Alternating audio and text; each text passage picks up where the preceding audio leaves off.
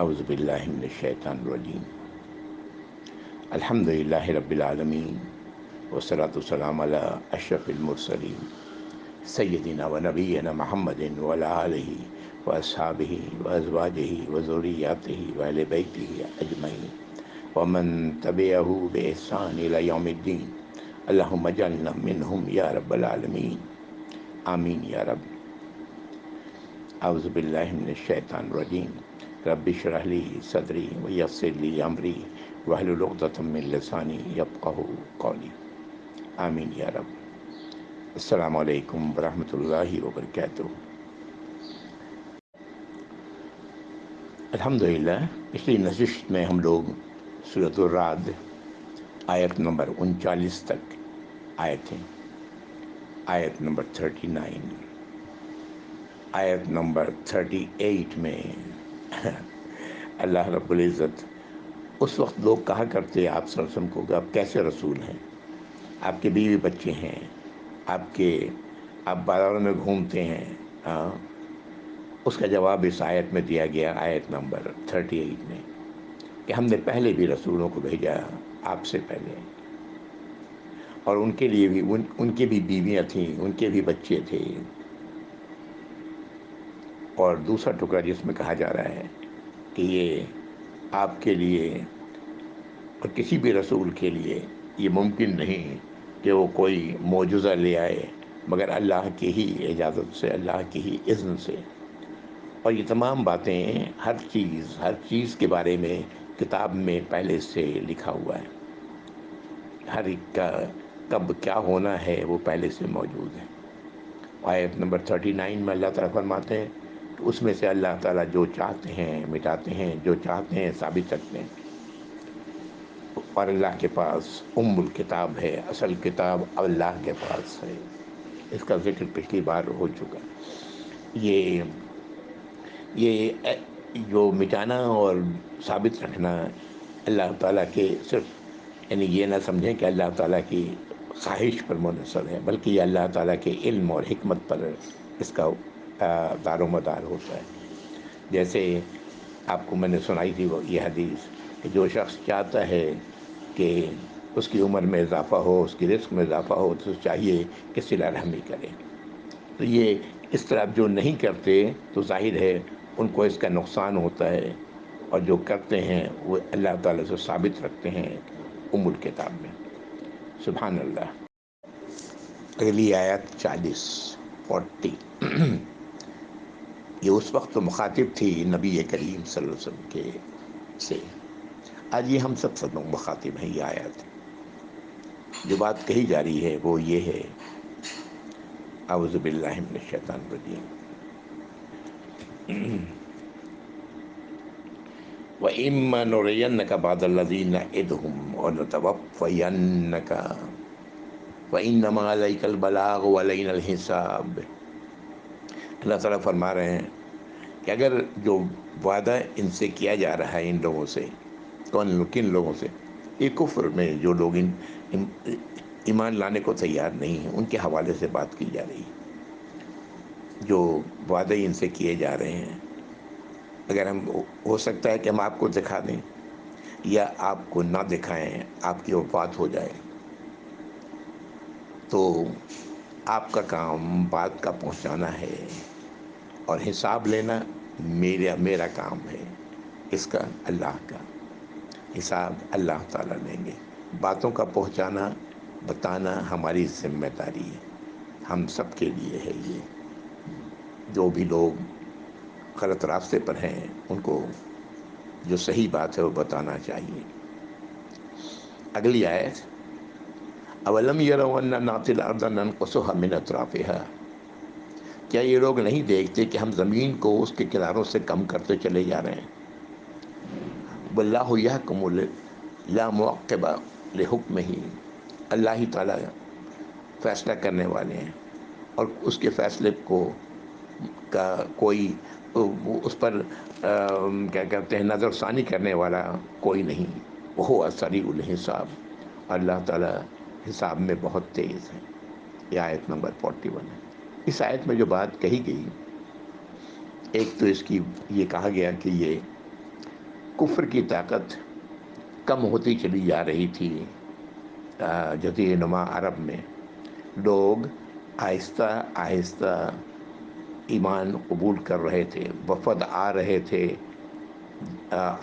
آس پاس کے علاقوں سے، اور وہ اسلام قبول کر رہے تھے۔ ایک طرف تو وہ لوگ تھے، اور دوسری طرف یہ لوگ تھے جو مکے میں جو اسلام کو قبول کرنا نہیں چاہتے تھے، اعتراضات تھے ان کے، اور بہت سارے جو ہم لوگ پڑھ چکے یہ سب تھا۔ تو اللہ تعالیٰ فرما رہے ہیں کہ کیا یہ لوگوں کو نظر نہیں آتا کہ یہ کفر کی طاقت کم ہو رہی ہے؟ یعنی اللہ تعالیٰ فرما رہے ہیں کہ زمین کو ان کے اطراف سے کم کر رہے ہیں، یعنی یہ کفر کی طاقت کم ہوتی چلی جا رہی ہے، اور یہ انشاءاللہ یہ مکہ میں بھی اس کے اثرات ہوں گے۔ اس کا ایک اور پہلو بھی ہے جو آج ہم دیکھ سکتے ہیں کہ زمین اپنی تمام تر وسعت کے بعد آج کتنی کم ہو گئی ہے۔ آج ایک جگہ سے دوسری جگہ جانا کتنا آسان ہے، اور کتنے کم وقت میں ہم سفر کر لیتے ہیں۔ تو یہاں سے ایک عمومی بات یہ پتہ لگتی ہے کہ اللہ تعالیٰ زمین کو ان کے اطراف سے کم کر رہے ہیں، یعنی فاصلے آج وہ نہیں ہیں جو پہلے تھے۔ سبحان اللہ، واللہ عالم۔ اگلی آیت، آیت نمبر 42۔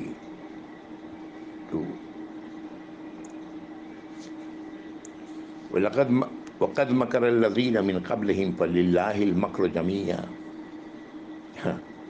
اللہ تعالیٰ فرما رہے ہیں کہ آپ ان لوگوں سے پہلے بھی لوگوں نے اللہ کی ہدایات کے خلاف چالیں چلی ہیں، لیکن یہ ان کی تمام چالیں اللہ کی طرف ہی ہیں، ساری کی ساری، یعنی ان کو درست کرنے والے، ان کے صحیح نتائج برآمد کرنے والے تو اللہ ہیں۔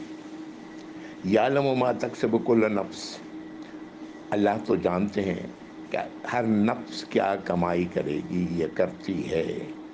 بس یعلم الکفار لمن عقبی الدار، اور کفار کو، یہ کفر پر اڑے رہنے والوں کو معلوم ہو جائے گا، جان لیں گے کہ آخرت کا ٹھکانہ کس کے لیے ہے۔ ظاہر ہے کفر کی تو تباہی ہے، دنیا میں بھی اور آخرت میں بھی۔ آیت نمبر 43، پھر وہی بات کہی جا رہی ہے، وَيَقُولُ الَّذِينَ كَفَرُوا لَسْتَ مُرْسَلًا، اور یہ کفر کرنے والے لوگ کہتے ہیں کہ آپ رسول نہیں ہیں۔ قُلْ كَفَىٰ بِاللَّهِ شَهِيدًا، کہہ دیں کہ اللہ کافی ہیں بطور گواہ، بینی و بینکم، میرے اور تم لوگوں کے درمیان، ومن عندہ علم الکتاب، اور ان لوگوں کے وہ بھی گواہ ہیں جن کے پاس کتاب کا صحیح علم ہے۔ کتاب تو اس وقت بھی توریت تھی، ہاں، اور انجیل بھی تھی، لیکن صحیح علم رکھنے والے تھوڑے ہی تھے، ورنہ وہ بھی مخالفت ہی کر رہے تھے وہ ان تمام باتوں کی جو نبی کریم صلی اللہ علیہ وسلم لوگوں تک پہنچا رہے تھے۔ یہ آیت نمبر 43 یہاں پر آ کے سورۃ الرعد مکمل ہو جاتی ہے۔ سبحان اللہ، الحمدللہ یا رب۔ الحمدللہ، وقت ہے، یہ موقع ہے ایک بار طائرانہ نظر پوری صورت پر ڈال دیا جائے۔ مکی صورتیں عام طور سے ان لوگوں سے مخاطب، ان آیات ان لوگوں سے متعلق زیادہ ہیں جو انکار کرنے والے ہیں اور طرح طرح کے اعتراضات کرنے والے ہیں اللہ کے نبی صلی اللہ علیہ وسلم کے، اور یہ ظاہر ہے یہ سب کچھ مکہ میں ہو رہا تھا۔ وہ لوگ تھے جو کفر پر اڑے ہوئے تھے، اور یہ صورت بھی مکی ہے، اور اس میں بھی آیات اسی نوع کے ہیں۔ اب ایک نظر ڈالتے ہیں ان آیات پہ۔ پہلی آیت میں ہی کہا گیا کہ جو نازل کیا جا رہا ہے آپ کی طرف، اے نبی صلی اللہ علیہ وسلم، یہ سچائی ہے، لیکن بیشتر لوگ اسے تسلیم کرنے کو تیار نہیں، ایمان لانے کو تیار نہیں۔ آیت نمبر 2 سے اور آگے بھی اللہ کی صنائی، اللہ کا اختیار، اللہ تعالیٰ نے جو کچھ کر رکھا ہے، جس طرح اللہ تعالیٰ کائنات کا نظام چلا رہے ہیں، ان کے بارے میں یہ آیات ہیں۔ آیت نمبر 2 میں کہا گیا کہ آسمان کو بغیر امود کے اٹھائے رکھنا یہ اللہ ہی ہیں جو کر رہے ہیں۔ اللہ تعالیٰ عرش اور سورج چاند، اللہ تعالیٰ عرش پر مستوی ہیں، اور سورج چاند اور سب کچھ اللہ ہی کے حکم سے چل ایک وقت متعین تک چل رہی ہے۔ اللہ ہی تعالیٰ تدبیر کرتے ہیں تمام معاملات کی۔ اللہ ہی تعالیٰ یہ ہدایات نازل فرما رہے ہیں، اور یہ مقصد یہ ہے کہ تاکہ تم لوگوں کو یقین ہو جائے کہ تمہاری ملاقات اللہ سے ہو کے رہنی ہے۔ اللہ نے بے مقصد ان تمام چیزوں کو نہیں پیدا کیا۔ اگلی آیت، اللہ تعالیٰ ہی زمین کو پھیلایا ہے، زمین کو بس وسعت دی ہے۔ اللہ تعالیٰ نے ہی اس میں پہاڑ اور نہریں جاری کی ہیں، ہر قسم کے پھل اور ہر جوڑے اور رات کا ڈھک لینا دن کو، یہ سب کچھ اللہ ہی کے اذن سے ہو رہا ہے۔ اور یہ سب کچھ اس میں نشانیاں ہیں ان لوگوں کے لیے جو غور و فکر کرنے والے ہیں۔ زمین پر الگ الگ ٹکڑے ہیں اور باغات ہیں اور ہر قسم کے الگ الگ درخت ہیں، سب ایک ہی پانی سے پلائے جاتے ہیں، لیکن ہر ایک کے مزے میں فرق ہے۔ اللہ تعالیٰ بعض کو بعض پر فضیلت عطا کی ہے، بعض پھل اچھے، بعض کے مزے اچھے۔ ان سب میں نشانیاں ہیں ان لوگوں کے لیے جو عقل سے کام لیں۔ دوسری طرف لوگوں کا یہ حال ہے کہ وہ تعجب کر رہے ہیں کہ وہ دوبارہ مٹی سے کے بعد مٹی ہو جائیں گے تو کیسے زندہ کیے جائیں گے۔ اللہ تعالیٰ فرما رہے ہیں کہ ان کے گلوں میں، ان کی گردنوں میں جو طوق ہے اور یہ آگ والے ہیں، اسی میں ہمیشہ رہیں گے۔ یہ عذاب کے لیے جلدی کر رہے ہیں کہ ٹھیک ہے عذاب لے آئے۔ ہاں، اللہ تعالیٰ فرما رہے ہیں اس سے پہلے کتنے ہی گزر چکی اس قسم کے واقعات۔ اللہ تو مغفرت فرمانے والے ہیں لوگوں پر، اور اور ان کی تمام نافرمانیوں کے باوجود، اور بے شک آپ کا رب، ہم سب کا رب اللہ رب العزت بہت شدید ہیں سزا دینے میں۔ تو آگے مزید آیات میں نبی اللہ رب العزت کی کا اختیار، اقتدار اور اس کا ذکر ہو رہا ہے کہ اللہ تعالیٰ تو جو بھی ماؤں کے پیٹ میں ہوتا ہے سب کو جانتے ہیں، کیا کمی ہوتی، کیا زیادتی ہوتی ہے، سب کا جانتے ہیں، اور ہر چیز اللہ کے ایک خاص اندازے کے مطابق ہوتا ہے۔ اللہ تو عالم الغیب ہیں اور شہادہ ہیں، جو چیز سامنے ہے وہ بھی جانتے ہیں، جو غیب ہے، غیب ہمارے لیے ہے، اللہ کے لیے نہیں ہے۔ اور اللہ بہت کبیر ہیں، بہت بڑے ہیں، بہت بلند و آگے کی آیات میں بھی اللہ رب العزت کے اقتدار کا ہی ذکر ہے، اختیار کا ذکر ہے، وہ کس طرح یہ کائنات چلا رہے ہیں اس کا ذکر ہے۔ اللہ کے سوا کوئی بھی نہیں جو ولی ہے، صرف اللہ ہی ولی ہے۔ اللہ رب ہیں، اللہ تعالیٰ الرحمن الرحیم ہیں، اللہ ہی ولی ہیں تمام انسانوں کے۔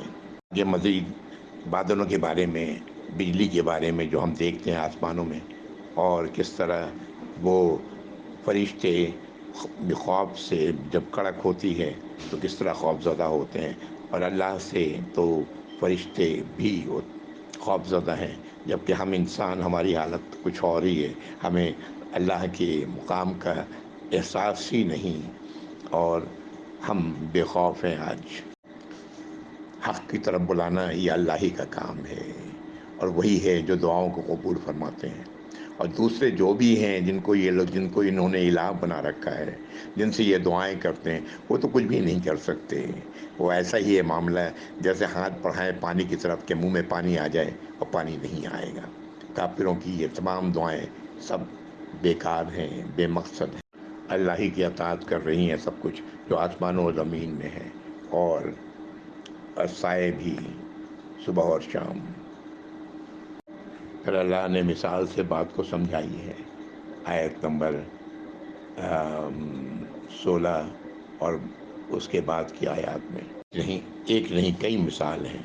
آیت نمبر 17 میں بھی اسی طرح مثال ہے کہ کس طرح جو چیز زمین پر رک جاتی ہے وہ فائدہ مند ہے، اور جو جھاگ اور دوسری ایسی چیزیں ہوتی ہیں وہ بیکار چیزیں ہوتی ہیں، بیکار پھینک دی جاتی ہیں، نکل جاتی ہیں۔ اللہ کی دعوت کو قبول کرنے والے کے لیے بھلائی ہے، اور جو لوگ قبول نہیں کرنے والے ہیں وہ کچھ بھی فدیے میں اگر دے سکتے ہوں یا دیا ہو تو وہ ان کے کسی کام نہیں آئے گا، وہ ان کے لیے حساب کی برائی ہے اور ان کا ٹھکانہ جہنم ہے۔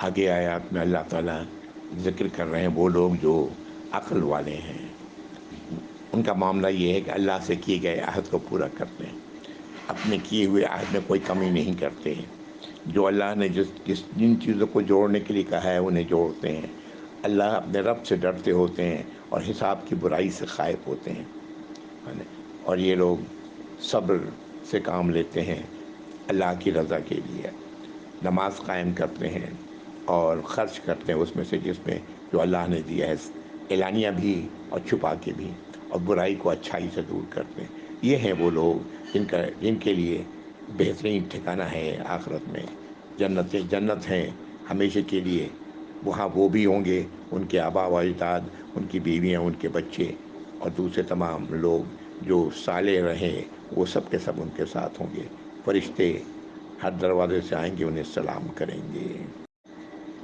دوسری طرف وہ بد کردار لوگ ہیں جو اللہ سے کیے گئے عہد کو توڑتے ہیں، اور جو اللہ نے جس چیز کو جوڑنے کا کہا ہے اسے جوڑتے نہیں، زمین پر فساد کرتے ہیں، ان پر اللہ کی لعنت ہے اور ان کے لیے بہت برا ٹھکانہ ہے۔ یہاں پر ذرا سوچنے کی بات ہے کہ یہاں تو ان آیات میں بات ہو رہی ہے ان لوگوں کی جو انکار کر رہے تھے سرے سے قبول کرنے کے لیے۔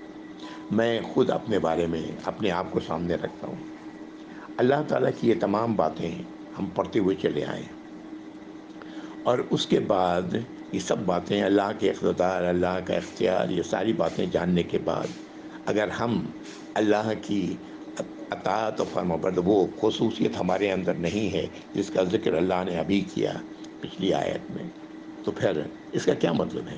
اس کا مطلب یہ ہے کہ ہم دعویٰ تو کر رہے ہیں ایمان کا، لیکن ہمارا ایمان نہیں ہے اللہ پر، یہ دعویٰ ہمارا جھوٹا ہے۔ اگر اللہ پر ایمان ہوتا، اللہ کی باتوں کو تسلیم کرتے ہم اپنے دل کی گہرائی سے، تو ہماری بھی یہی کیفیت ہوتی۔